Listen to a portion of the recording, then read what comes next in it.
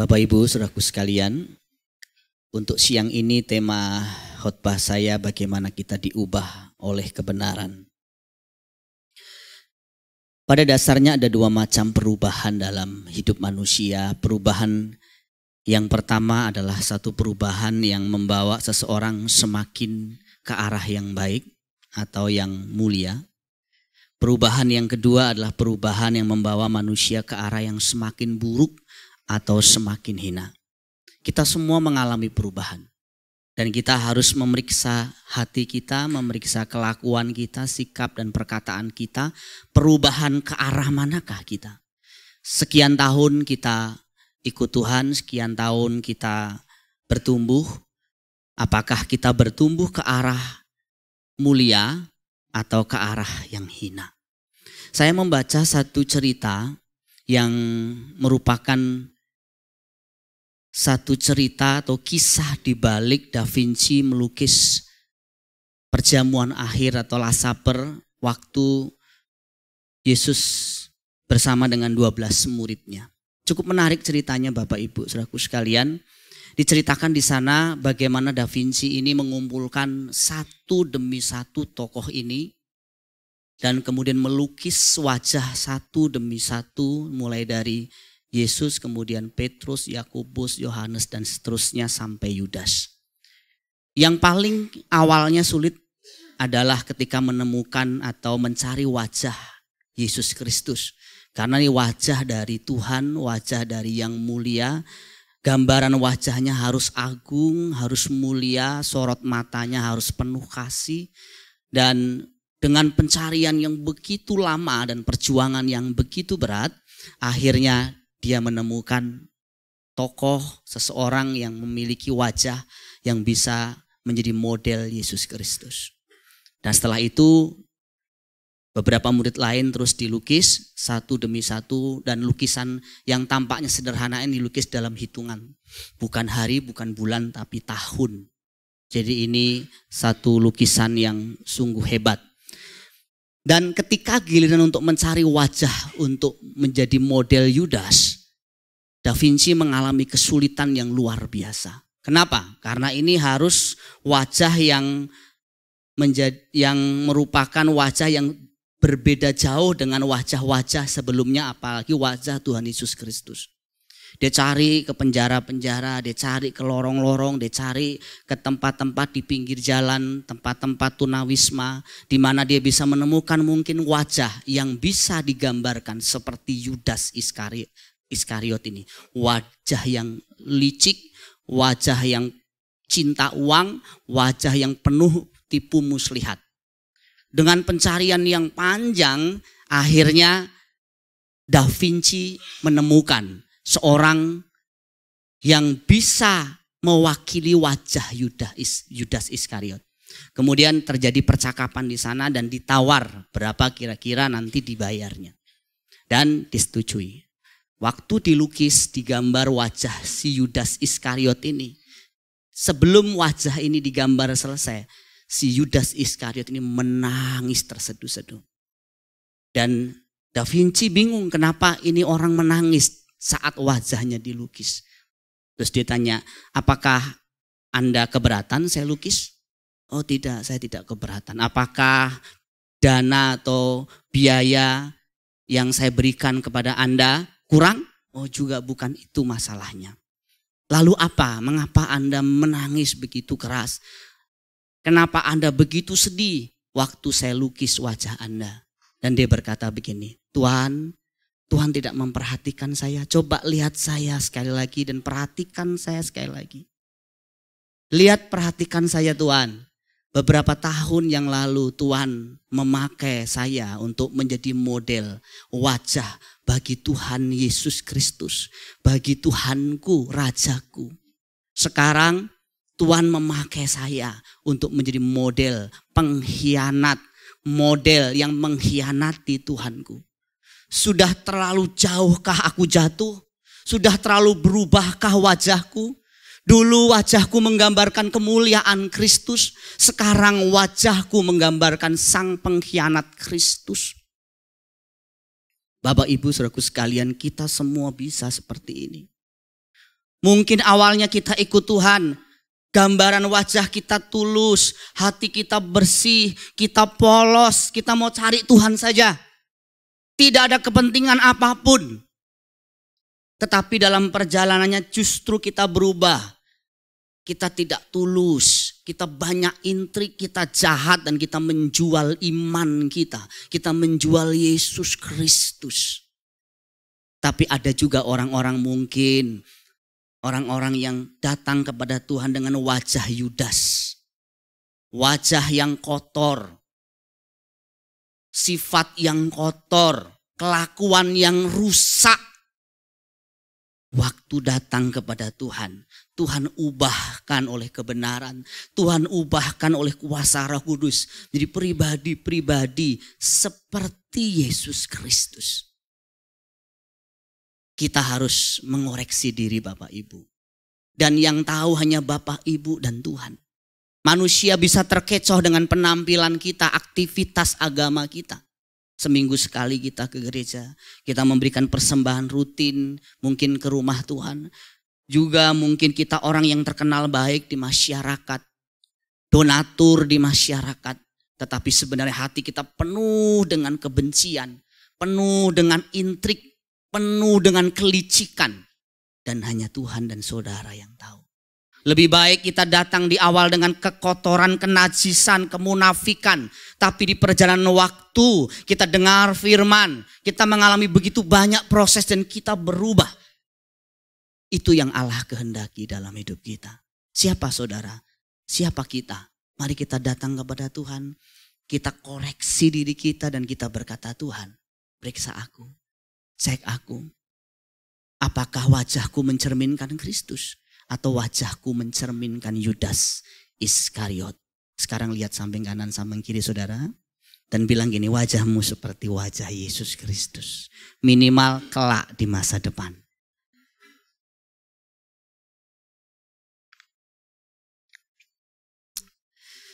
Ada dua hal yang bisa mengubah manusia. Hanya dua saja.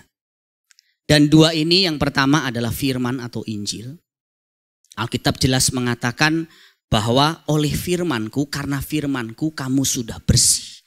Yohanes pasal 15 ayat 3. Dan firman itu yang menguduskan kita. Yohanes 17 ayat 17.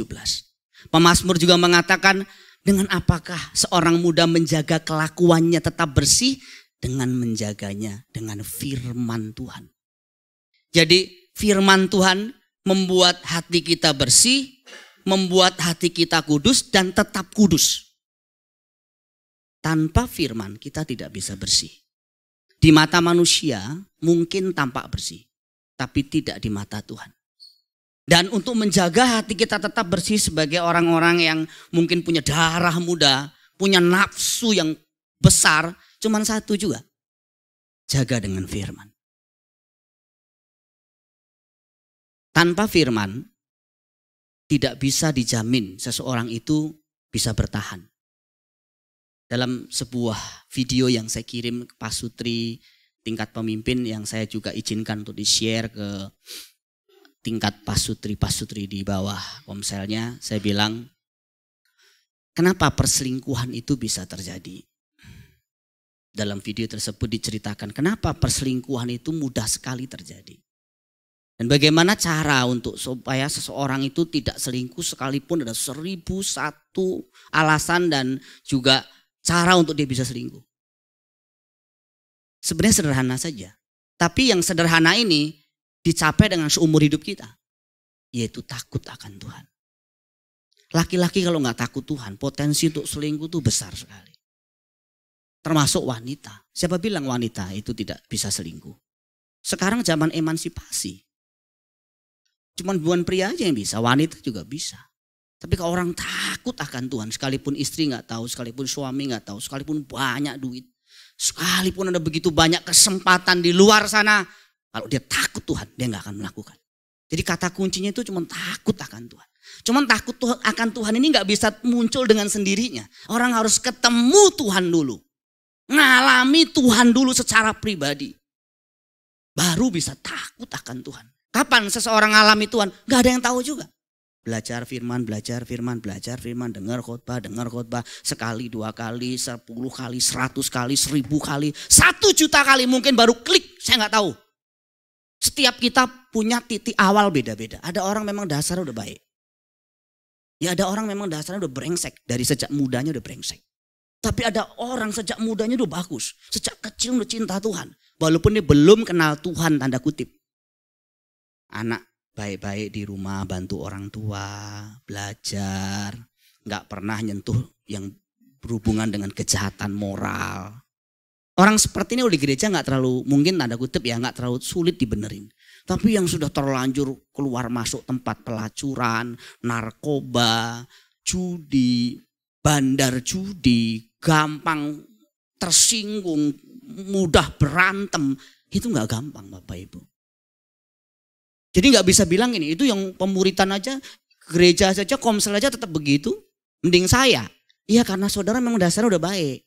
Tapi baik itu tidak sama dengan berkenan di hadapan Tuhan. Karena kita tidak sekedar baik dituntut Tuhan, kita berkenan, sempurna. Nah, yang pertama firman, yang kedua Roh Kudus. Roh Kudus itu membawa seseorang, memimpin seorang kepada segala kebenaran. Jadi Roh Kudus itu akan memakai firman untuk seseorang takut Tuhan. Roh Kudus nggak pakai kekuatan sendiri. Yohanes pasal 16 ayat 8 dia menginsafkan orang akan kesalahannya, akan dosa, akan penghakiman. Dia sadar, oh iya saya berdosa. Suatu hari dosa saya harus dihakimi di hadapan sidang pengadilan Tuhan. Untuk itu Roh Kudus yang mentobatkan seseorang, bukan saya Bapak Ibu. Saya nggak bisa mentobatkan Bapak Ibu. Yang bisa mentobatkan Bapak Ibu tuh Roh Kudus oleh tuntunan firman. Jadi bukan orang diintimidasi dia bertobat. Tapi oleh kuasa Roh Kudus. Roh Kudus yang menginsafkan. Yang membuat seseorang sadar. Oh iya saya salah. Roh Kudus membawa kita kepada kebenaran. Dengan berbagai cara atau media. Jadi firman Roh Kudus dia pakai alat. Alatnya apa?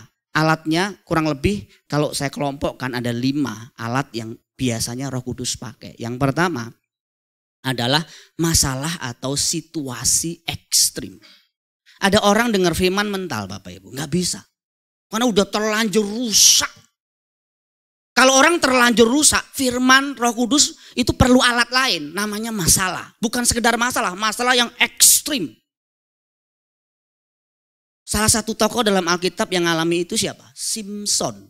Ditangkap, dicungkil matanya, itu baru sadar. Ada orang Bapak Ibu dapat masalah nggak sadar. Tapi waktu masalahnya udah nggak bisa diatasi di ujung maut baru. Tuhan, aku mau bertobat. Itu kalau dia sudah di ujung maut. Dia sudah mentok. Waktu belum tok. Dia belum. Baru soalnya belum tok. Dia masih punya kekuatan untuk pakai kekuatan sendiri. Itu sebabnya karena cintanya yang besar Allah kepada manusia. Allah memakai masalah, memakai ujian-ujian, memakai persoalan yang ekstrim untuk seseorang itu tercelik matanya. Misalnya ya, bangkrut, suaminya digondol wewe. Wewe itu apa sih? Ya kalau mungkin bahasa lainnya wanita idaman lain, sunder bolong. Memang benar-benar bolong Bapak Ibu, pakaiannya bolong-bolong. Waktu suami ada di rumah nggak dihargai. Waktu digondol wewe baru nangis. Istri begitu sama suami. Suami juga bisa begitu sama istri. Istri di rumah tidak disayang. Giliran istri meninggal nggak ada, nangis-nangis. Jadi masalah ekstrim Tuhan pakai. Yang kedua, orang-orang sekitar. Besi menajamkan besi, manusia menajamkan sesamanya. Gesekan demi gesekan itu membentuk kita. Tuhan itu nggak bisa hanya pakai firman murni tok. Dia pakai orang-orang yang nggak kita sukai. Yang bikin kita kesel, bikin kita marah, bikin kita jengkel. Dan orang itu adalah pasangan kita yang utama. Jadi Alkitab mengatakan kepada laki-laki akan dikirim penolong yang sepadan. Siapa penolong itu? Penolong untuk membentuk engkau menjadi pribadi yang luar biasa. Caranya gimana? Engkau dilatih sabar karena istrimu. Laki-laki engkau dilatih sabar. Misalnya engkau mau dihormati, engkau mau dilayani, tapi istrimu bukannya menghormati engkau, bukan melayani engkau, malah dia ngelonjak, dia bukannya tunduk, dia nanduk. Wah, itu penolong itu. Untuk apa? Untuk engkau berubah, untuk buah rohmu tuh muncul ke permukaan. Buah roh apa? Kasih, kesabaran, penguasaan diri. Pak, saya pikir penolong itu kalau saya nggak ada kopi, dia tolong saya bikin kopi. Penolong itu kalau saya nggak bisa ngatur keuangan, istri saya bantu ngatur keuangan. Penolong itu kalau saya kesepian, istri saya, suami saya kasih saya waktu untuk supaya saya tidak kesepian. Ya, itu juga penolong, sisi positifnya. Sisi negatifnya, aduh ini suamiku, ini aduh istriku bener-bener bikin aku marah, kesel tiap hari. Tetapi itu yang membuat hati kita terbentuk. Dengar khotbah begini ya nggak yakin Bapak Ibu ingat semua. Makanya di Komsel ditanya, yuk kemarin minggu khotbahnya tentang apa? Pada lupa. Waduh, karena di luar kepala Pak, jadi lupa semua. Saking di luar kepala, bukan di dalam kepala. Tujuan kita Komsel mengingat kembali, men-sharekan kembali supaya firman itu nggak menguap. Karena kecenderungan kita ini saudaraku sekalian hanya mampu menyimpan tidak lebih dari 20% khotbah minggu seperti ini. Sehebat apapun pembicara itu. Apalagi pembicara yang tidak hebat seperti saya. Mungkin saudara hanya bisa nyimpan 5%. 5% menguap waktu Komsel juga. Tadi ada 5% loh padahal loh Kak. Tapi waktu saya nyampe dalam ruangan dan ditanya sama PKS, 5%-nya hilang. Menguap. Ada amin lagi saudara. Yang kedua, Allah bisa memakai alat yang namanya program pendidikan. Pendidikan formal, pendidikan di dalam gereja, pemuridan. Itu bisa nolong kita punya attitude lebih baik. Punya moral lebih baik. Punya spiritual lebih baik. Jadi itu sebabnya Alkitab mengatakan dipilihlah 5 jawatan. Ada rasul, nabi, guru, penginjil, gembala. Supaya menolong kita bertumbuh. Yang kelima, lingkungan pergaulan. Pergaulan yang buruk merusak kebiasaan yang baik. Sehebat-hebatnya saudara, kalau pergaulanmu buruk pasti ikut rusak. Yang muda-muda dengerin nih. Kamu kalau awalnya jadi anak yang baik, taat sama orang tua, rajin belajar, teman-temanmu rusak semua, ikut rusak. Tadinya kamu gak ngerokok, gak ngobat, gak ke tempat-tempat yang najis. Tapi karena teman-temanmu semua begitu, ikut-ikutan.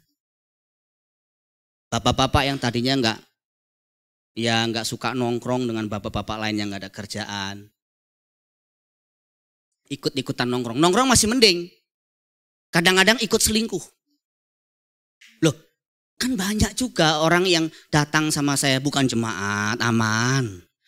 Banyak yang datang sama saya konseling, dia bilang, Pak sebenarnya saya kalau suamiku ya ngerti lah, suamiku tuh agak mampu. Tapi teman-temannya suamiku tuh sebenarnya juga kere-kere. Tapi juga punya selingkuhan juga.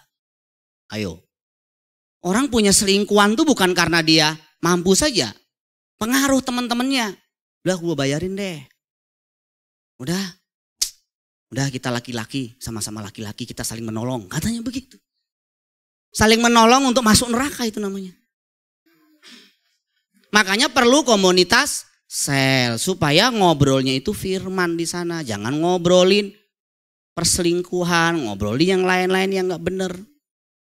Yang kelima, walaupun ada Roh Kudus, walaupun ada firman dan seluruh perlengkapan alat sudah disediakan, masalah orang-orang di sekitar, program lingkungan, tapi kalau kita nggak punya kemauan berubah, nggak bisa berubah. Kata kuncinya kita mau berubah, kita harus berubah, kita memutuskan untuk berubah. Saudara harus mulai dari komitmen, aku harus berubah. Aku berkomitmen untuk berubah. Cuman masalahnya orang mau berubah tapi tidak mau membayar harga perubahan. Misalnya kalau saudara tahu kelemahan saudara di pergaulan, ya cabut dari pergaulan itu.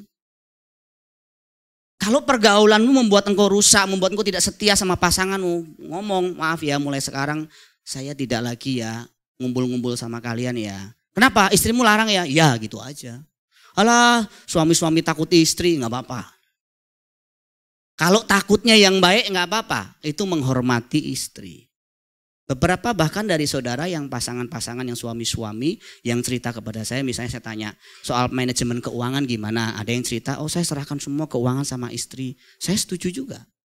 Kalau suami-suami lemah secara keuangan, lemah juga secara moral, lebih baik dipegang sama istrinya. Kenapa? Biar nggak mata keranjang, biar nggak ada modal untuk selingkuh, modal untuk membeli perempuan, modal untuk jajan di luar sana.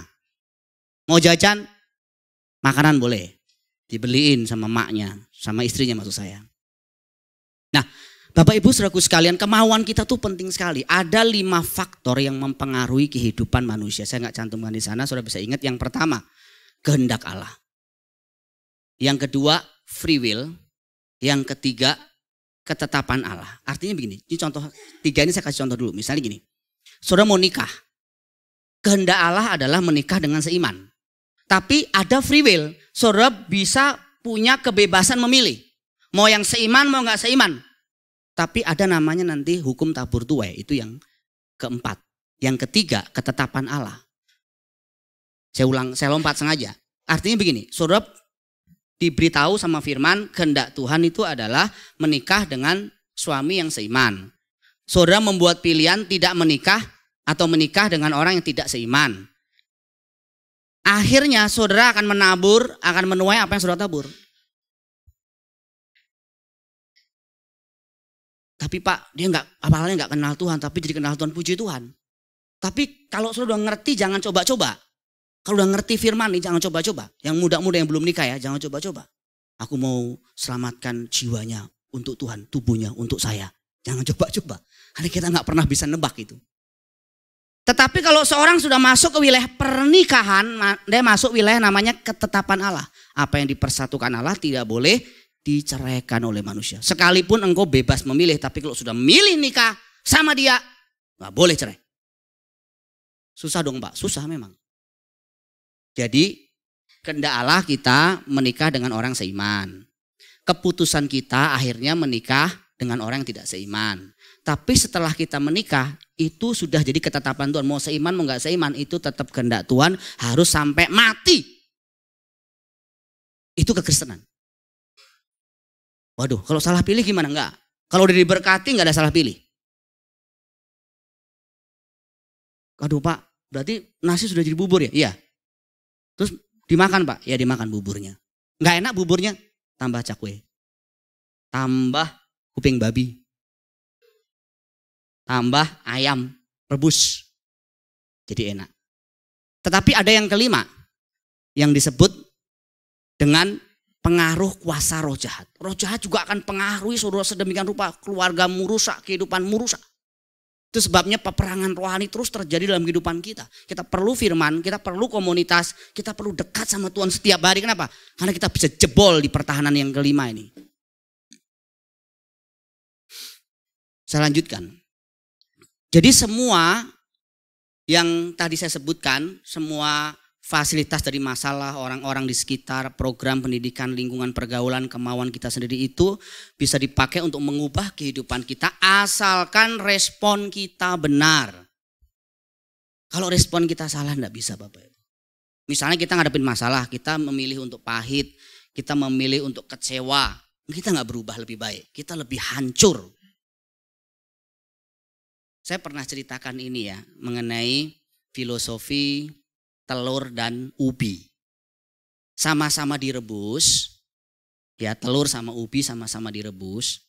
Setelah direbus dalam waktu yang lama, ubi itu akan melembut. Telur, ya tentu bukan cangkangnya di dalamnya. Semakin lama direbus, dia semakin mengeras. Orang Kristen bisa begitu. Rebusan itu bicara masalah. Ada orang setelah ngadepin masalah, benturan, konflik, makin lembut hatinya. Makin adem, makin sejuk hatinya. Tapi ada orang makin pahit. Mukanya, maaf, kayak setan bener. Itu muka gak enak dilihat bener. Gak ada manis-manisnya. Gak ada enak dilihatnya. Saya coba ngelihat Bapak Ibu, foto saya sebelum saya pemulihan. Pemulihan citra diri maksud saya, pemulihan luka batin. Saya ngeliat tuh saya takut Bapak Ibu. Serius, saya lihat foto saya sendiri tuh takut. Sebelum saya pemulihan tidak ada yang tersenyum.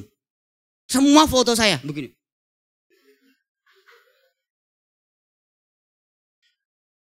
Waduh, saya coba agak menghibur diri, mungkin ini salah foto. Coba saya cari-cari yang lain, termasuk foto sekolah TK, SD, SMP. Nggak ada yang menarik Bapak Ibu. Sampai akhirnya saya ngalamin pemulihan, itu mungkin awal menikah sampai pernikahan kami. Foto saya hampir semuanya senyum, kepedean. Beda loh, wajah yang senyum tidak selalu nggak ada masalah. Wajah yang senyum itu sudah menjadi pertanda dia bisa mengatasi masalah. Amin. Lihat kanan kirimu, kasih senyum dulu. Saudara jangan pelitlah senyum. Kasihlah senyum, aduh. Kadang orang senyum aja sampai keringat dingin loh. Saya juga bingung. Karena ada gereja yang mengajarkan bahwa memikul salib sangkal diri itu mesti ditunjukkan di dalam gereja. Jadi kalau dia sedih, mukanya manyun, itu tanda dia sangkal diri pikul salib. Bukan, saudara. Sampai bisa ditandai, kamu Kristen ya? Kok tahu? Lihat dari wajahmu. Kok tahu? Iya wajahmu tuh gak ada yang senyum-senyum itu loh. Oh iya, saya sangkal diri pikul salib. Gak ada orang yang suka dekat sama wajah orang yang tidak pernah senyum. So lihat Harry. Dia senyum terus loh saudara.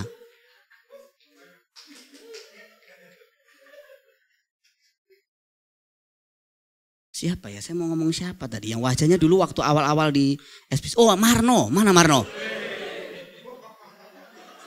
Kami dulu di Komsel, kami tadi semalam ya, waktu hari Jumat Komsel, kita kasih apresiasi Marno yang mukanya lebih ceria, seger. Jangan lihat Marno beberapa tahun yang lalu. Kabur saudara lihat dia. Udah tampangnya menyeramkan. Badannya gede, gak ada senyum-senyumnya. Gak ada hormat-hormatnya sama manusia yang lain. Tapi lihat sekarang, waduh tampilannya kan sudah, mungkin kalau lihat kantongnya ada duitnya. Tapi senyum, ya kan, seger dilihat orang juga. Dan senyum itu menyehatkan. Hati yang gembira adalah obat yang manjur. Obat yang manjur itu senyum, gembira, sukacita. Nah, saya ulang lagi. Masalahnya banyak orang mau bertumbuh tetapi tidak mau melewati rasa sakit dan proses yang menyakitkan. Sedikit ada masalah, cabut. Sedikit ada masalah, kecewa. Sedikit ada masalah, lari. Ada orang-orang setiap kali masalah larinya cuman kalau enggak ke minuman keras, narkoba, kalau enggak ke seks, kalau enggak ke makanan. Udah seputar itu saja. Makanya ada orang kalau stres tambah kurus itu karena pelariannya bukan di makanan. Tapi ada orang yang makin stres makin besar. Di sini nggak ada, Bapak ini pas-pasan semua di sini, pas-pasan. Ada satu anak murid saya, waktu ketemu sama saya, langsung pesen 3 makanan. Terus waktu pesen 3 makanan, saya baru lihat dia langsung dia bilang, kakak jangan ngomong. Waduh, belum apa belum jangan. Kakak jangan ngomong. Iya. Karena mungkin takut saya akan ngomong sesuatu. Jadi terus dia cerita sama saya bahwa setiap kali dia stres larinya ke makanan. 3 piring itu bisa minimal. Dan itu wanita masalahnya. Kalau pria ya oke lah. Saya lihat ada beberapa di antara saudara memang pelariannya ke situ. Lihat dari mana? Kelihatan dari badan saudara. Ya saya nggak menyinggung kok saudara. Hanya nabrak sedikit gitu loh, nggak apa-apa. Nah, kalau orang setiap kali ada masalah larinya ke situ, terus dia nggak akan pernah ngalami Tuhan. Dia nggak pernah ketemu Tuhan. Kenapa? Karena setiap masalah larinya ke situ. Atau enggak cari aman, hindari konflik dan seterusnya. Kalau konflik suami istri nggak diselesain, selesai sendiri aja lah. Itu juga nggak boleh, itu namanya cari aman menghindari konflik. Dan nanti di sesi bimbingan pranikah sedikit saya akan membahas mengenai seni komunikasi yang baik dalam keluarga. Karena banyak konflik sampai berujung pada perceraian itu rata-rata akarnya komunikasi. Saya pikir Dia tahu. Saya rasa dia tahu. Ada orang gara-gara buang sampah saja konflik. Ribut besar. Sampai mau cerai. Loh, apa masalahnya? Saya pikir dia harusnya tahu kalau setiap malam buang sampah. Si perempuan bilang sama si lakinya begitu. Laki saya ini sudah punya tugas rutin buang sampah malam hari. Si lakinya berpikir, pulang udah malam. Udah pulang malam dipikir udah dibuang sama istrinya. Dia pikir istrinya sudah membuang sampahnya. Dia tidur. Udah geger deh paginya. Gara-gara apa? Gara-gara tidak komunikasi. Kan semua bisa dipercakapkan. Nah, nanti di seni komunikasi kita belajar juga tentang contoh misalnya tentang kekuatan mendengar. Kita pinter kalau ngomong, tapi mendengar kita lemah banget. Terutama bapak-bapak. Bapak-bapak itu sebenarnya rahasia untuk bisa punya seni kekuatan yang luar biasa menaklukkan istri cuma satu. Pasang per di leher udah.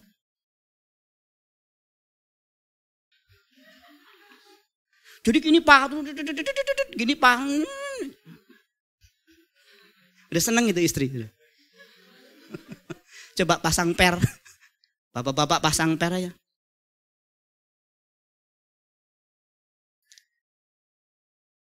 Firman Allah berkata, roh yang memberi hidup, daging sama sekali tidak berguna. Perkataan-perkataan yang kukatakan kepadamu adalah roh dan hidup. Yohanes 6 ayat 63. Jadi firman Tuhan itu bukan perkataan biasa Bapak Ibu. Firman Tuhan itu perkataan yang hidup. Waktu kita perkatakan firman, firman itu punya kekuatan untuk merubah hidup orang lain. Jadi dengarkan baik-baik untuk kita orang tua, untuk PKS, untuk guru sekolah minggu, untuk pemberita firman. Kalau engkau pakai kekuatanmu sendiri menasehati orang lain, orang itu tidak akan berubah. Kenapa? Karena orang berubah bukan berdasarkan hikmat kita, tapi kekuatan firman.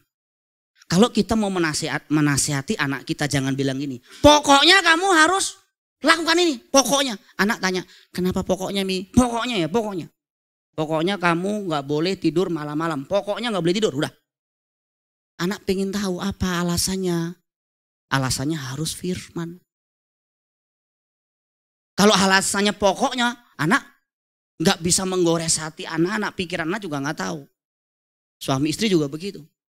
Harus firman. Ya bukan mengajari firman, tapi memberi teladan firman. PKS juga begitu. Jadi sharingkan apa? Bukan kancil dan buaya ya.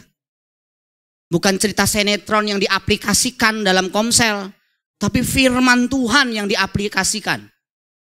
Kenapa? Karena firman itu yang mengubah. Cerita sekolah minggu juga begitu, saya sering bilang. Jangan cerita kancil dan buaya di sekolah minggu. Gak ada kekuatan merubah anak-anak. Kalau mau merubah anak-anak punya sifat ilahi, harus pakai firman Tuhan. Terus ditafsirkan juga benar. Ya, Bapak Ibu Saudaraku sekalian. PKS juga begitu, guru sekolah minggu juga begitu. Kita juga begitu sebagai pemberita firman. Saya sebagai pemberita firman, saya gak bisa mengubah jemaat. Tidak bisa Bapak Ibu. Apalagi di sini ada senior-senior, bapak-bapak yang lebih tua dari saya, ibu-ibu lebih tua dari saya. Tanpa kekuatan firman saya itu nggak bisa nolong apa-apa. Jadi saya juga bingung juga kalau Bapak Ibu sudah menolak firman yang saya sampaikan. Bapak Ibu tidak bisa berubah juga. Alkitab adalah firman Allah yang mampu menghasilkan kehidupan. Bukan sekedar buku doktrin atau pengajaran. Alkitab mampu menciptakan dan membangun atau menumbuhkan iman seseorang. Alkitab atau firman Allah mampu menghasilkan perubahan, memperbaiki kelakuan yang rusak, memulihkan hubungan yang retak, menyembuhkan seseorang yang sakit baik fisik maupun non fisik, menyebabkan terjadinya mukjizat, memampukan kita mengatasi godaan, memberikan kita pengharapan, membersihkan hati dan pikiran yang kotor, memberikan sukacita, damai, sejahtera, dan banyak lagi yang lain. Dan itu hanya bisa dilakukan oleh firman Allah. Pendeta tidak bisa melakukan itu. Betapa luar biasanya kekuatan firman itu kalau kita baca, kita dengar, kita lakukan. Lalu pertanyaannya bagaimana caranya supaya kita bisa berubah oleh kekuatan firman Tuhan. Caranya Yohanes pasal 13 ayat 7 disebutkan di sana. Jikalau kamu tinggal di dalam aku dan firmanku tinggal di dalam kamu, mintalah apa saja yang kamu kehendaki dan kamu akan menerimanya. Kata kuncinya adalah tinggal di dalam aku dan firmanku tinggal di dalam kamu. Dengan kata lain, tinggal dalam firman. Dan kalau kita tinggal dalam firman, firman itu akan memerdekakan kita. Yohanes 8 ayat 31-32. Memerdekakan itu jangan dipahami gini Bapak Ibu ya. Kita boleh bebas buat dosa, bukan. Justru memerdekakan kita yang terikat dengan dosa, kita terbelenggu dengan dosa, kita bisa keluar dari dosa itu. Itu namanya memerdekakan. Orang yang terikat dengan dosa itu gak merdeka. Misalnya, aku mau bebas, mau minum-minum, mau main perempuan, aku mau ke tempat-tempat najis, itu nggak bebas. Yang bebas tuh aku bisa ke sana, aku bisa melakukan itu, tapi aku bisa nggak melakukan itu. Nah itu baru merdeka. Misalnya ngerokok lah misalnya, orang yang ngerokok, narkoba itu bukan orang bebas, diperbudak sama rokok. Orang yang free sex itu nggak bebas, itu diperbudak sama seks. Tapi orang bebas itu ya, dia punya pilihan untuk itu, tapi dia mampu tidak melakukan itu. Oke, saya bisa punya uang banyak, istri saya enggak tahu. Saya juga punya waktu-waktu di luar bebas. Saya bisa berbuat, saya bebas berbuat, tapi saya tidak melakukannya. Nah itu baru yang betul-betul merdeka. Tapi kalau orang ya, sudah terikat dengan dosa tertentu terus nggak bisa keluar dari lingkaran itu, namanya diperbudak, bukan bebas. Walaupun atas nama kebebasan. Yang muda-muda nih ya, pengen bebas saya, pengen seneng-senengin diri. Ya mau free sex, mau narkoba, mau pulang pagi, saya mau bebas. Itu nggak bebas, itu diperbudak saudara. Kalau bebas itu teman-temanmu mungkin melakukan itu, tapi kamu bisa menolak itu. Nah itu baru benar-benar bebas. Nah sebenarnya kebebasan itu harus dipahami benar. Dan yang memampukan itu firman. Makanya orang ya pengen keluar dari dosa narkoba, pengen keluar dari rokoknya, pengen keluar dari minuman kerasnya, dari free sex. Nggak bisa-bisa. Kenapa? Pakai kekuatan sendiri. Nggak bisa. Pengen bebas dari kepahitannya. Nggak bisa juga. Kekhawatirannya nggak bisa juga, karena pakai kekuatan sendiri. Kalau pakai kekuatan firman baru bisa. Saya mau tanya, orang khawatir itu diperbudak tidak?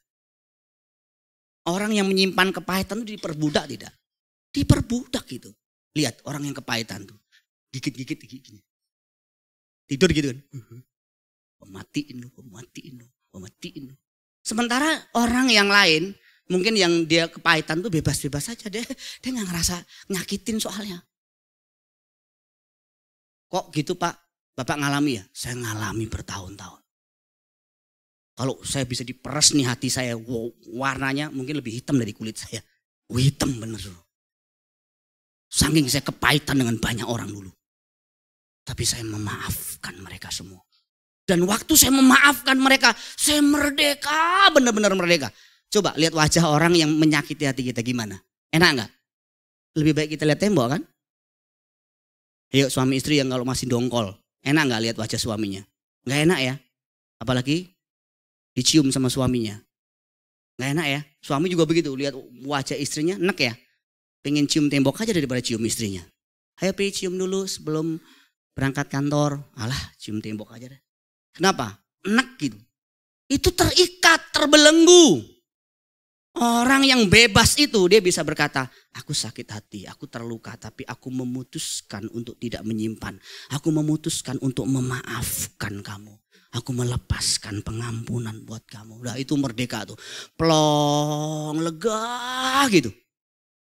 Tunggu lega dulu atau ngampuni dulu? Baru lega. Ngampuni dulu baru lega. Jangan tunggu perasaan lega baru ngampuni, nggak bisa. Ngampuni dulu walaupun belum lega, walaupun belum enak perasaan kita, nanti hasil dari pengampunan itu lega, hati kita tuh teduh sejuk gitu.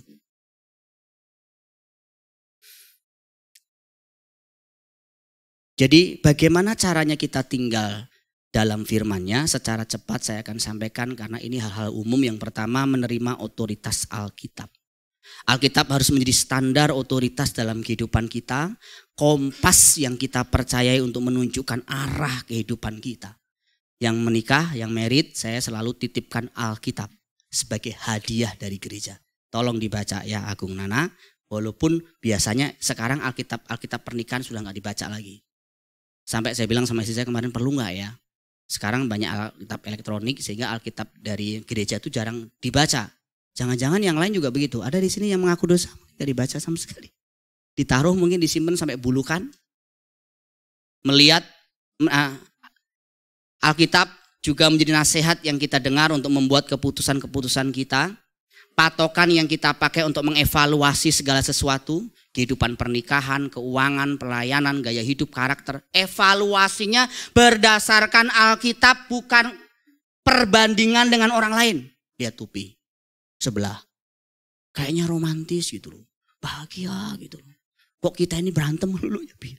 Yuk kita seromantis mereka yuk. Yuk kita sebahagia mereka yuk. Gak perlu gitu. Dasarnya Alkitab. Yang laki-laki menyayangi istri atau menyayangi yang perempuan. Itu kan prinsipnya, yang perempuan tunduk sama suaminya. Kan prinsip-prinsip seperti itu.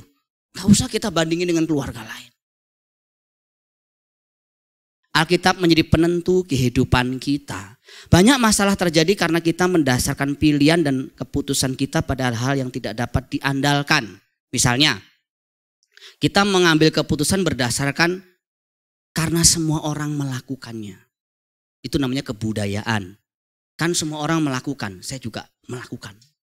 Yang kedua, bukan juga biasanya karena tradisi. Loh kan kita selalu melakukan begini. Ya udah gini aja, itu namanya tradisi. Itu yang justru bikin masalah. Kemudian karena masuk akal atau nalar. Kelihatannya masuk akal ya. Ya udah kita ambil keputusan berdasarkan ini aja karena masuk akal atau karena emosional. Ini rasanya bener deh. Rasanya, feeling saya bener deh. Kita ngambil keputusan bukan karena perasaan, feeling, nalar atau orang semuanya melakukan, tapi karena firman Tuhan mengatakannya untuk kita melakukannya. Jadi itu yang harus kita mengerti Bapak Ibu. Yang kedua, penuhi pikiran kita dengan firman. Banyak orang percaya Alkitab itu punya otoritas penuh dalam hidupnya, tetapi tidak mengisi pikirannya dengan firman. Pikirannya diisi dengan sinetron, film, cerita-cerita yang sifatnya merusak pikiran kita. Sehingga yang muncul di pikiran, yang termanifestasi dalam perkataan itu yang pernah masuk di pikiran. Kalau pikiran kita isinya yang buruk-buruk, yang menakutkan, yang jelek-jelek, ya pasti yang nanti muncul lagi dalam perkataan kita juga yang jelek-jelek. Itu sebabnya kita harus memenuhi pikiran kita dengan firman. Caranya gimana? Ada 5. Yang pertama, kita bisa melakukan dengan cara mendengar firman secara rutin. Misalnya ibadah minggu seperti ini. Mendengar dengan rutin dan rendah hati. Karena banyak orang mendengar firman tapi nggak rendah hati. Contoh, kalau ada yang khotbah begini, dia berkata bahwa saya nggak dapat apa-apa dari khotbah hari ini. Kalau saudara begitu, berarti yang saudara periksa itu bukan pembicaranya, tapi hati saudara. Berarti saudara sombong. Siapapun yang menyampaikan firman, sesederhana apapun yang disampaikan firman, firman itu punya kekuatan. Kita nggak boleh sombong waktu mendengar firman. Yang kedua, kita harus membacanya dengan rutin. Baca pagi, siang atau siang atau sore. Karena orang percaya firman Tuhan, Alkitab, Kejadian sampai Wahyu, tapi nggak pernah membaca sampai selesai Kejadian sampai Wahyu. Di sini ada yang pernah selesai Kejadian sampai Wahyu, bukan Kejadian dan Wahyu loh. Kejadian sampai Wahyu sudah selesai semua. Tapi percaya firman Tuhan adalah Alkitab adalah firman Tuhan? Percaya, tapi baca kagak. Itu sebabnya salah satu penyakit yang sangat berkembang hari-hari ini disebut adalah anoreksia rohani. Anoreksia rohani itu adalah satu penyakit kelaparan rohani padahal banyak firman. banyak makanan rohani. Jadi orang kurang gizi bukan karena nggak ada makanan. Tetapi banyak makanan tapi kurang gizi. Itu anoreksia. Nah kita gereja juga sekarang dalam kondisi begitu saudaraku. Sekarang ini Alkitab banyak. Di YouTube juga banyak khotbah-khotbah yang bagus. Tapi orang banyak mati kelaparan sekarang. Banyak rohaninya pada hancur. Kenapa? Karena rata-rata tidak membaca firman. Yang ketiga, teliti firman. Bedanya membaca sama neliti firman apa? Kalau neliti itu lebih detail. Siapin kertas, siapin alat tulis. Bisa bersama-sama secara kelompok di gereja, pemuridan, bisa pribadi. Kalau pemuridan ditolong oleh hamba Tuhan. Pribadi sendiri. Saudara punya kepastian sendiri gak masalah. Buku tafsir sendiri gak masalah. Ngerti bahasa asli silahkan. Kalau gak ngerti saudara perlu orang lain. Gak boleh sombong. Jangan merasa pintar. Belum apa-apa saudara. Saya saja kadang kalau belajar firman saya bisa nangis-nangis sendiri. Betapa kayanya firman Tuhan.